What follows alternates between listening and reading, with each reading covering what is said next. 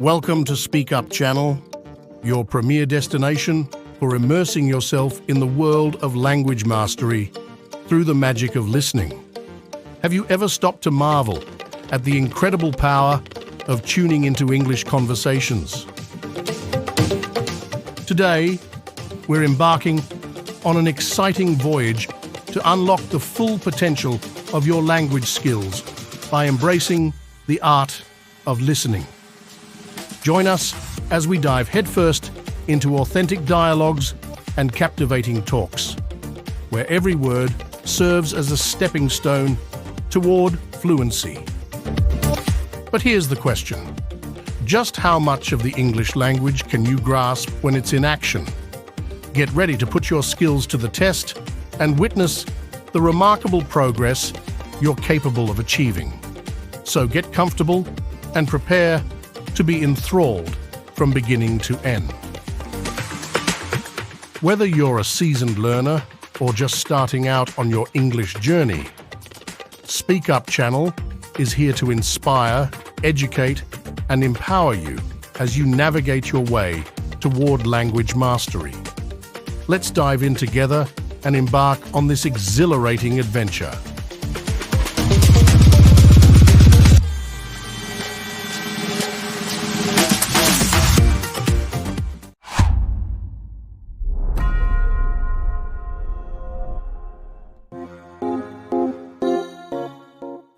You'll hear two tourists, Sally and Peter, talking in a coffee shop.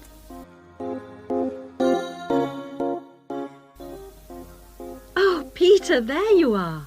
You've been ages. What kept you so long? I'm sorry I'm so late, Sally. Have you been waiting long? Oh, half an hour. But it doesn't matter. I've had a coffee and I've been reading this guidebook for tourists. Sit down. You look very hot and tired. What would you like to drink? I'd love a really chilled mineral water or something. Will you have another coffee? Yes, I will. The waitress will be back in a moment. Why were you so late? Did something happen? Yes. You know, I went to the bank to cash some traveler's checks. Well, the exchange rate was looking healthy, but when I went to the teller, they told me the computer system was temporarily down, so they couldn't do any transactions. They said the problem would be fixed in a few minutes, so I waited. And then I started talking to another guy in the bank, and I forgot the time. Really? Someone you met in the bank? Does he work there? No, he was a tourist from New York. His name's Henry, and he's been here for a week, but he's moving on to Germany tomorrow. He's an architect, and he's spending 4 weeks traveling around Europe. Just like us? Yeah, just like us. He told me the names of some places where we should eat. Great food, and not too expensive, he said. Oh, and he also gave me this map of the bus system. He said he didn't need it anymore. Oh, that's useful. Pity he's moving on tomorrow. Here's the waitress. Let's order. Do you want anything to eat, or shall we just have a drink? Well, I'm hungry, and we've got a lot of sightseeing to do, so let's just have a snack and a drink. Sounds good to me. Well, let's decide what we'll see today. I guess the best place to start is the cathedral, and then the castle. What are the opening times for those two? Well, according to this guidebook, the cathedral is only open from 9:30 in the morning until midday. Oh, no, hang on. That's the Cathedral Museum. The cathedral itself is open morning and afternoon. The castle is just open from 1 to 5, so we can't go there until after lunch. I really want to spend some time in the art gallery, because they've got this wonderful painting by Rembrandt that I've always wanted to see. What else should we see? Well, the guidebook says the botanical gardens are worth spending some time in, and they're open all day from 8 to 6, so we can go there any time. I'd like to go to the markets near the river too, but, oh, no, wait, that's only in the mornings too. As well as today and tomorrow, we can see some other places on Monday, you know. But I don't think the markets will be open then. They only open on Thursdays, so we've missed them for this week. Maybe we should go to the cathedral today because it's Sunday tomorrow, and even though it's open every day, it might be more difficult to get in tomorrow because of the church services. That's true. But the art gallery isn't open on Sundays at all, so we'll have to go there today. The castle's open every day except Mondays, so we're okay there. And the gardens, of course, only close at night. Are all these places free, or do we have to pay to go in? What does the guidebook say? I think there's a charge for all of them, except the botanical gardens. Oh, and the markets. Of course you don't pay to go in. Okay. Well, it looks like our plan is this. We'll go to see the painting you like first, the Rembrandt, then have lunch, and go on to the castle after that, and then the cathedral. Okay. It says here that the roof of the cathedral is really beautiful. Is that right? What I really want to do at the cathedral is climb the tower. The view is supposed to be spectacular. Okay, well, that'll be more than enough for today. Then tomorrow, let's go to the botanical gardens and have a picnic. I want to sit by the river and watch the swans. This city's famous for them.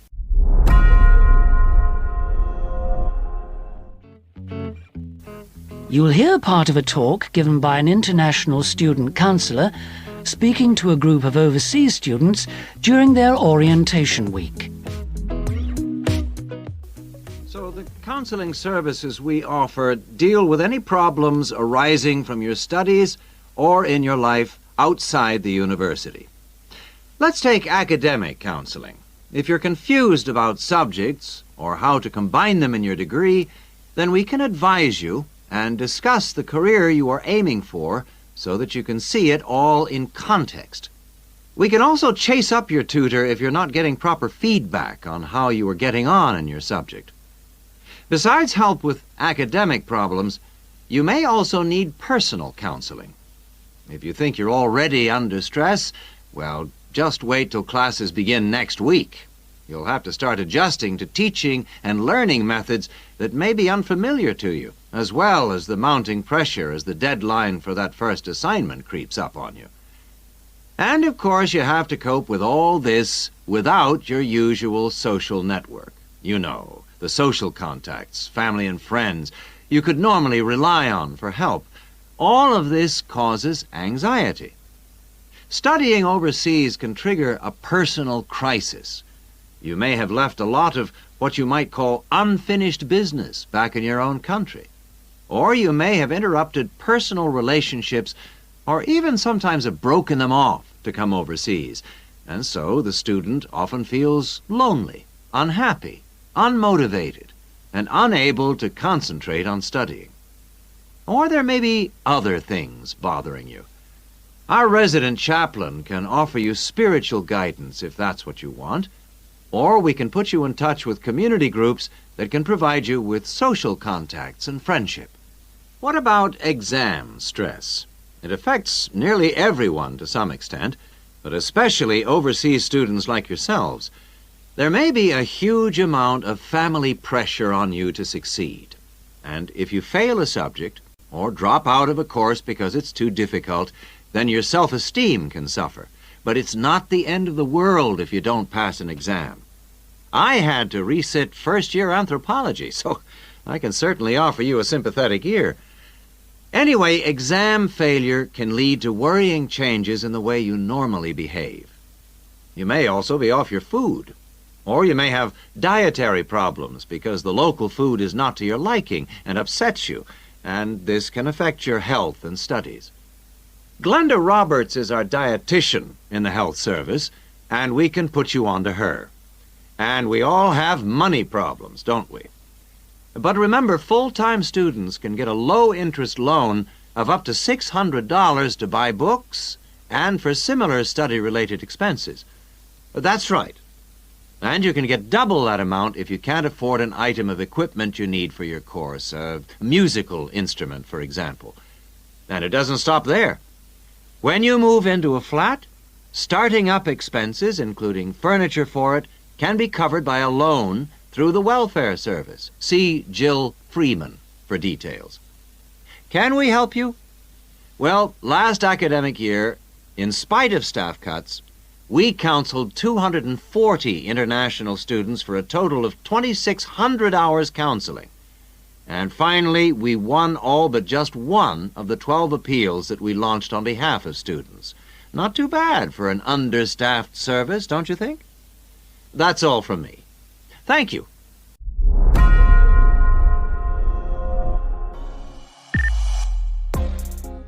You'll hear three friends discussing an assignment they're going to work on together. there you are. Good. Sorry I'm a bit late. There was a long queue. So, have you worked out how to deal with this assignment then? Not yet. We've only been here a couple of minutes ourselves. Can you just remind me what the task is exactly? Well, there are three parts to it. First, we've got to write an essay about ways of collecting data. Then... What's the title of the essay exactly? I've got it here. Assess the two main methods of collecting data in social science research. And how much do we need to write? 1,500 words. That's for the essay. Then for the second part of the assignment, we have to choose one method of data collection and carry out a small-scale study, making appropriate use of the method chosen to gather data from at least 5 subjects. And then we have to write a report on the study? That's right, of 3,000 to 4,000 words. Did you get as far as discussing which form of data collection we should go for? Questionnaire or interview, isn't it?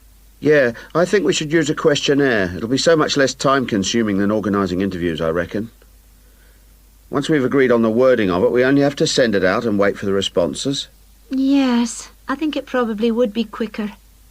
But what did that article he gave us last week say about the quality of data from questionnaires? I'm pretty sure it recommended questionnaires as a source of highly reliable data. As long as you design the questionnaire properly in the first place, the data will be fine. No, I'm sure it talked about drawbacks as well, didn't it? Something about the response rate and the problems you get if it's too low? Yeah, but we only need data from 5 subjects anyway. Oh, I suppose so. Another drawback I remember it mentioned was that questionnaire data tends not to reveal anything unexpected because it is limited to the questions fixed in advance by the researcher. Come on, Rosa, this is only a practice. It's not meant to be real research, is it? Well, not sure about that. Maybe I'd better go through the article again, just to be sure. Can you remember what it was called? Sample Surveys in Social Science Research, I think. By Mehta. Mehta? Yeah. And he also recommended a more recent book called Survey Research by Bell, I think. It's in that series published by London University. And if we try to use interviews instead, I saw a book in the departmental library that'll be helpful. It's called Interviews That Work by Wilson, published in Oxford in 1988. Right. Oh, I've got a tutorial now. Can we meet up again later this week? What about Friday morning? Suits me. 11 o'clock? Fine. Before Friday, I think we should all look through the reading list.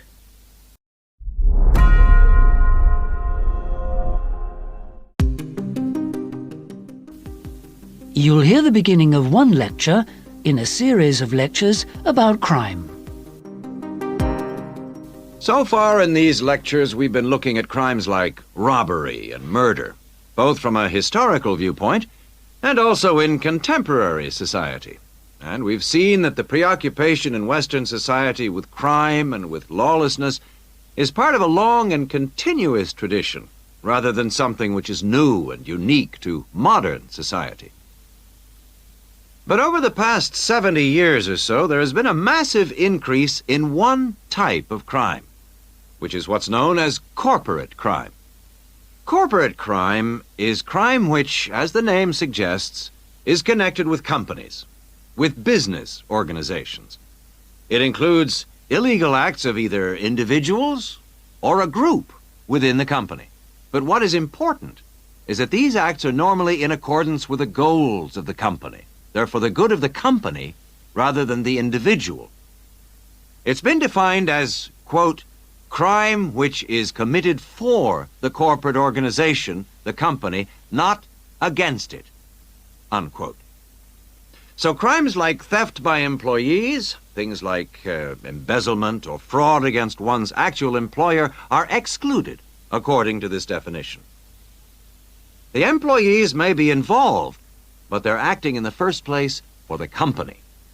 They may not even realize they're committing a crime. Or they may realize, but they feel it's excusable because it's policy. Or because otherwise they may lose their jobs. So here really we're talking about the links between power and crime. Now, this is one area that much less is generally known about than conventional or traditional crime. It has been relatively ignored by the mass media.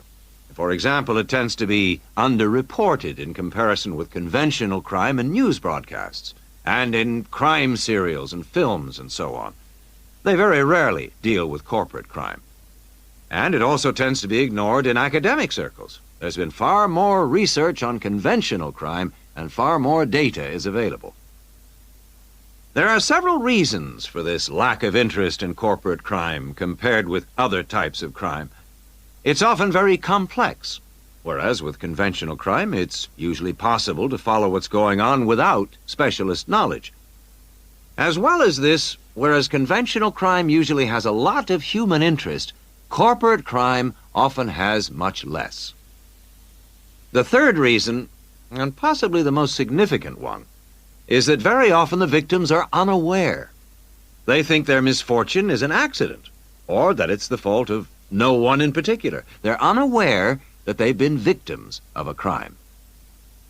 So when we look at the effects of corporate crime, we may find it's very difficult to assess the costs. But these costs can be very considerable in both their economic and social aspects. Let's look at the economic costs first.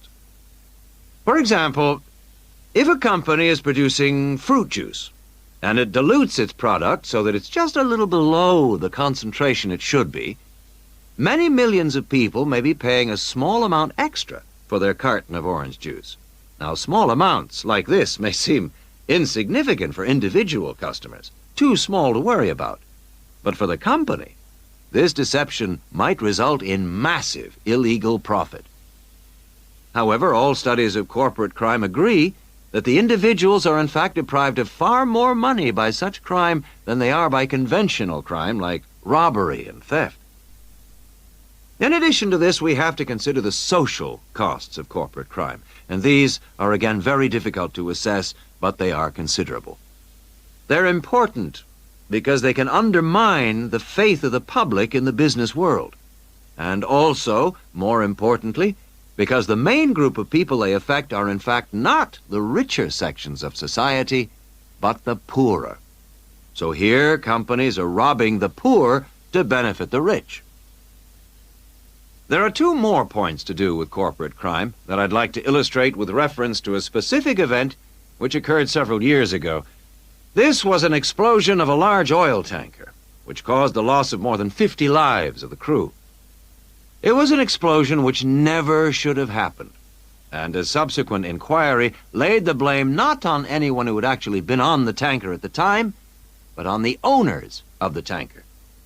They had deliberately decided not to carry out necessary repair work on the tanker as it was due to be sold, and it was this lack of repair work which was directly responsible for the explosion. Now, this illustrates 2 points to do with corporate crime. First of all, that it does not have to be intentional. The owners of the tanker certainly did not intend it to explode, but very serious consequences can result from people or organizations not considering the possible results of their actions seriously enough. The main crime here was indifference to the human results, rather than actual intention to harm anyone, but that didn't make the results any less tragic. And this leads me to my second point, that corporate crime can have very severe consequences. It's not just a matter of companies making bigger profits than they should do, but of events which may affect the lives of innocent people. And yet very often, companies, because they say they didn't intend to harm anyone, can avoid taking responsibility for the results of their actions, and that has been a very dangerous loophole in the law. Now, a further example of corporate crime was that... We hope you have enjoyed our program. Subscribe for more helpful content and come to learn English with us.